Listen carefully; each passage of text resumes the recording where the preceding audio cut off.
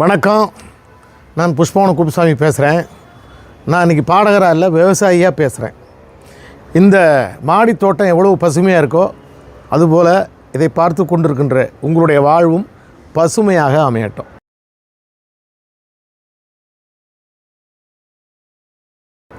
இன்றைக்கி என்ன வீடியோ போட போகிறோம்னா, மாடி தோட்டத்தில் காய்கறிகள் எப்படி விளைஞ்சிருக்கு. பெரும்பாலும் நாங்கள் எங்கள் வீட்டுக்கு தேவையான காய்கறிகளை கடைகளில் வாங்குறதில்ல, என் தோட்டமே கொடுத்துருது. அதுவும் மாடி தோட்டம். இது மொட்டை மாடி தோட்டம்னு நான் சொல்கிறதில்ல, பச்சை மாடி தோட்டம்னு சொல்கிறேன். தினம் தினம் எங்களுக்கு காய்கறியை கொடுக்குது.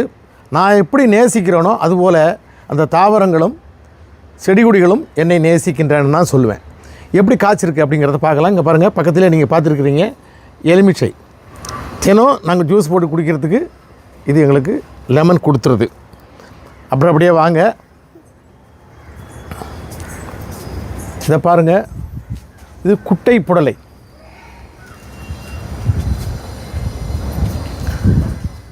அந்த ஒரு காம்பவுண்டு சொல்லுவோம், கணுவுக்கு ஒன்று காய்ச்சிருக்கு. பெரும்பாலும் அடுத்தடுத்த கணுவில் காய் இருக்கிறது அபூர்வம். இங்கே ஒவ்வொரு கணுவுக்கும் ஒரு காய் இருக்குது. தொட்டி கொஞ்சம் கனமான தொட்டி தான், 2க்கு 2. இந்த 2க்கு 2 தொட்டி வைக்கும்போது அந்த வேர் நிறையா பாயறதுக்கான இடம் இருக்கிறதுனால காய்கள் நிறையா கொடுக்குது. இங்கேருந்து ஆரம்பிக்கிறது பாருங்கள், இங்கேருந்து ஆரம்பித்து அங்கே மேலே வரைக்கும் இருக்குது பாருங்கள். பந்தல் கட்டி விட்ருக்குறேன். கிட்டத்தட்ட அது மட்டுமே ஒரு 10 காய் இருக்குது பாருங்கள் மேலே. இது கொடியில் காய்க்கிறது அப்படிங்கிறதுனால இந்த சுவர் ஓரமாக நாங்கள் ஒரு பில்லர் மாதிரி எடுத்து அதில் வலை பின்னி விட்டேன், கம்பி வலை பின்னி விட்டுட்டேன். அந்த கம்பியில் படந்துடுது. அது ஓரமாக இருக்குது, எந்த தொந்தரவும் கிடையாது. மாடிக்கு உள்ளே இல்லை, அது சுவர் ஓரமாக சுவருக்கு மேலே இருக்குது. அதனால் அது ரொம்ப அழகாக காய்ச்சிருக்கு. இப்போ நீங்கள் புடலங்காய் பார்த்துட்டிங்கல்ல, அடுத்தது வாங்க சுரைக்காய். இங்கே பாருங்கள், 2 தொட்டி தான் வச்சுருக்கேன். 2 தொட்டியில் எவ்வளோ காய்கள் இருக்குதுன்னு பாருங்கள். இது 2 தெரியுதா உங்களுக்கு? உள்ளே அங்கே மறைஞ்சிருக்கு, அங்கே ஒரு 2. இந்த பாருங்கள், இந்த பக்கம் தோங்குது, அங்கே அதுக்குள்ளே மறைஞ்சிருக்கு பாருங்கள். அந்த கருவேப்பிலை செடிக்குள்ளெல்லாம் இருக்குது. மேலே ஒரு 1.5 அடி நீளத்துக்கு ஒரு காய் இருக்குது பாருங்கள். இதுவும் உள்ளே கிடையாது, சுவருக்கு நேராக வலை பண்ணி விட்டுருக்குறேன். அந்த வலையில் படர்ந்துருக்குது, காய்க்குது. இது என்ன உரம் வைக்கிறோம்னா, எருமைச்சாணம், ஆட்டுப்புழுக்கை, மணல், களிமண் எல்லாம் கலந்த கலவை. அது நீங்கள் எருமைச்சாணம் அப்படின்னாலே அதில் மண் கலந்து வச்சுருப்பாங்க. அது ஆட்டாம்புழுக்கே கொஞ்சம் நம்ம சேர்த்துக்க வேண்டியதான். பட் எந்த செயற்கை உரமும் கிடையாது, இயற்கை உரம் தான் போட்டிருக்கிறேன். அந்த இயற்கை உரத்தில் அந்த ஒரு இதில் நல்ல வேர் ஓடி நல்ல தளன்னு காய்கள் காய்ச்சிருக்கு. இதில் 2 விதமான காய் இருக்குது. இது குட்டை ரகம், அது நெட்டை ரகம். நெட்டை ரகன்றது கிட்டத்தட்ட 1.5 அடி 2 அடி வரைக்கும் நீளமாக போகுது இந்த சுரை. இது நாட்டு ரகம். இந்த 2 அடி நீளங்கிறது ஒரு நாட்டு ரகம், ஸ்பெஷல் ரகம் அது.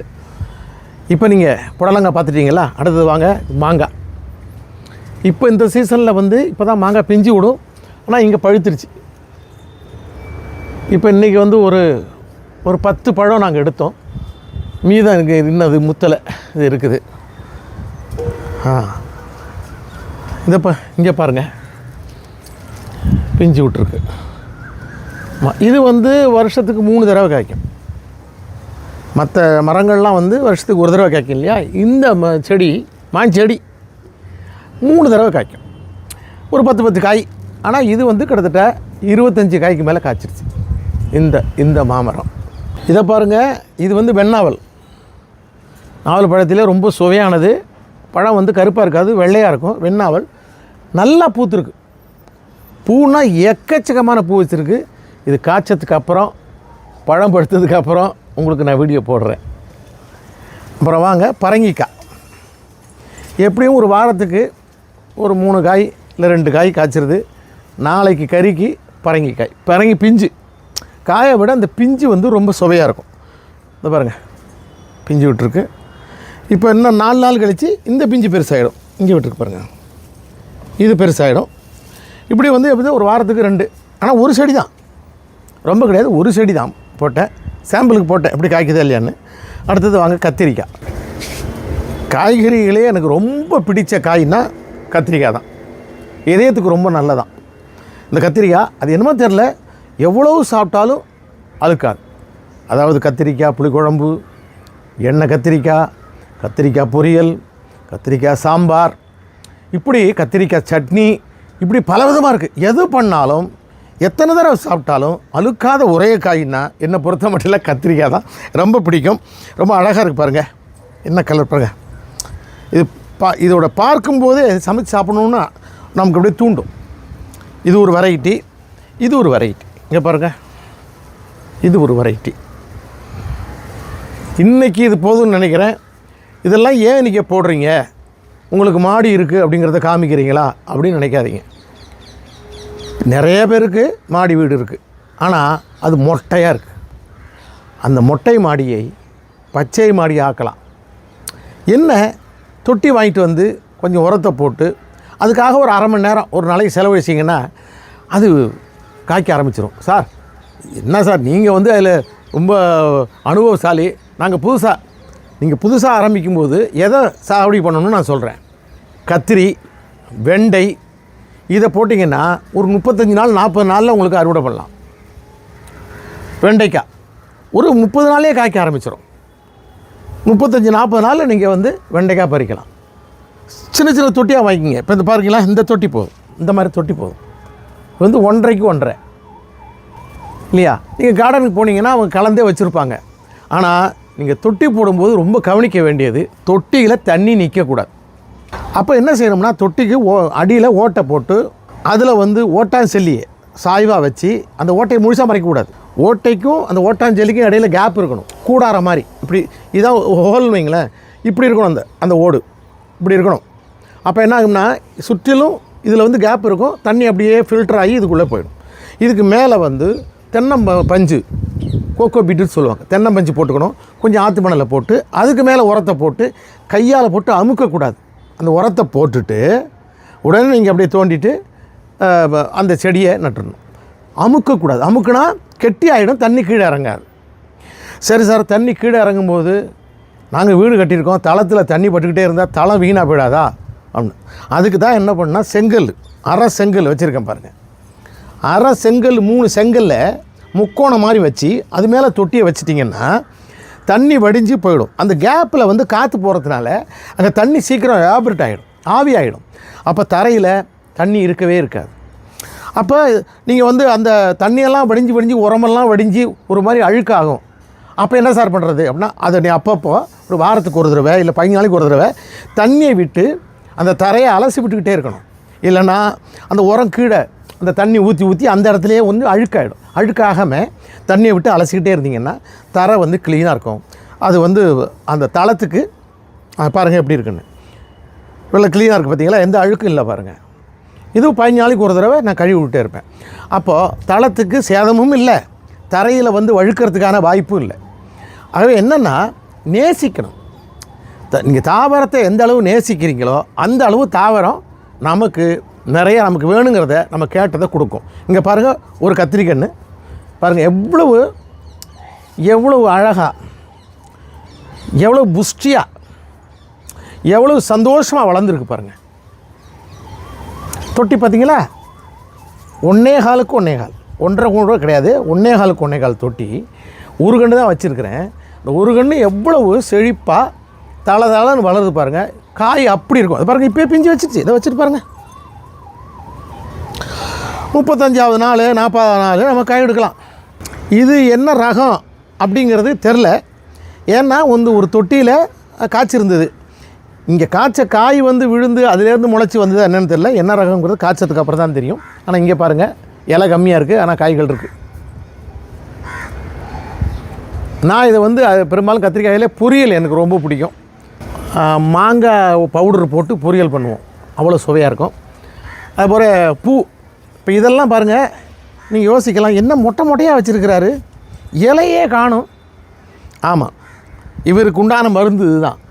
இந்த மல்லிகைப்பூ செடி பூக்கணும் அப்படின்னா இலையெல்லாம் எடுத்துகிட்டு கவாத்து பண்ணி விடணும். நீங்கள் பார்த்துருப்பீங்க, கிராமங்களில் ஆடு மாடுகளை விட்டு மேய விட்ருவாங்க. பூச்செடியில் ஆடு மாடுகளை விட்டு மேய விட்றாங்களாப்பா அப்படின்னு நீங்கள் நினைப்பீங்க. அது மேயணும், என்னென்னா இலையெல்லாம் சாப்பிட்ரும். இந்த இலையெல்லாம் எடுத்துகிட்டு விட்டோன்னே இங்கே பாருங்கள், வாங்க இங்கே 4-5 நாள் தான் ஆச்சு. இந்த இலையெல்லாம் எடுத்து ஒரு வாரம் கூட முடியலை. ஆனால் எப்படி துளுத்து வர்றான் பார்த்தீங்களா? பாருங்கள், இது முழுக்க மொட்டு தான். இந்த துளுத்து வருது இல்லையா, மொட்டாக தான் வரும். நீங்கள் வந்து மல்லிகைப்பூ செடி இருக்குது பூக்களை அப்படின்னு நீங்கள் நினச்சிங்கன்னா கவலையே படாதீங்க. இலைகளெல்லாம் எடுத்து விட்டுட்டு நுனியை ஒடிச்சு விட்ருங்க. இங்கே பாருங்கள், இப்படி நேராக போகிறத கட் பண்ணி விட்ருக்கேன் பாருங்கள். கட் பண்ண இடத்துல முளைச்சிருக்கு பார்த்தீங்களா, அது கனவு இருக்குது பாருங்கள். அந்த கனவுலையெல்லாம் இந்த இலை இருந்தால் அந்த கனவில் இந்த துளிர் வராது. இலையை எடுத்தோடனே துளிர் வருது பாருங்கள். துளிர் வந்துட்டு இது வந்து மொட்டாக தான் வெளியில் வரும். எல்லாம் மொட்டுக்களாகவே வரும். ஒரு 20 நாளில் நல்ல முழமாக பூ எடுக்கலாம். சரிங்க, இந்த அளவில் இதோடு முடிச்சுக்கிறேன். ஆமாம், நீங்கள் தனியாக வந்து பேசுகிறீங்களே, எங்கே உங்கள் இணையரை காணும் அப்படின்னு நினைக்கிறீங்க இல்லையா? அவங்களுக்கு கண் ஆப்ரேஷன் நடந்திருக்கு. இந்த வெளியில் வெளிச்சத்தை பார்க்கக்கூடாது. கருப்பு கண்ணாடி போட்டுட்டு ரெஸ்ட் எடுத்திருக்காங்க. ஒரு 15 நாளைக்கு இந்த வெளிச்சத்தை பார்க்கக்கூடாது. அதனால் அவங்க வரலை. சார், அவங்க வந்ததுக்கு அப்புறம் போட்டுருக்கலாம்ல வீடியோ அப்படின்னு கேட்குறீங்க. ஆமாம், வர்றதுக்கு அப்புறம் போடலாம் தான். ஆனால் அந்த புடலங்க முத்தி போயிடுமே, அது பழுத்துருமே, உங்கள்கிட்ட காமிக்க முடியாது இல்லையா? அதுக்காகத்தான் நான் வந்திருக்கேன். அப்புறம் சொரக்காயெல்லாம் முத்தி போயிடும். இந்த பிஞ்சாக இருக்கும் போதே காமிக்கணும் இல்லையா? இப்போ நான் அறுவடை பண்ணுறேன் ஒரு கூடையில். அது எவ்வளோ எப்படி இருக்குன்னு பாருங்கள்.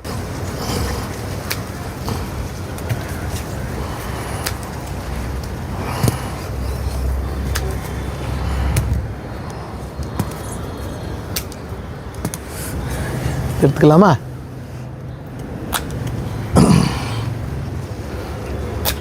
ரெண்டு காய் கட் பண்ணுறதுக்கு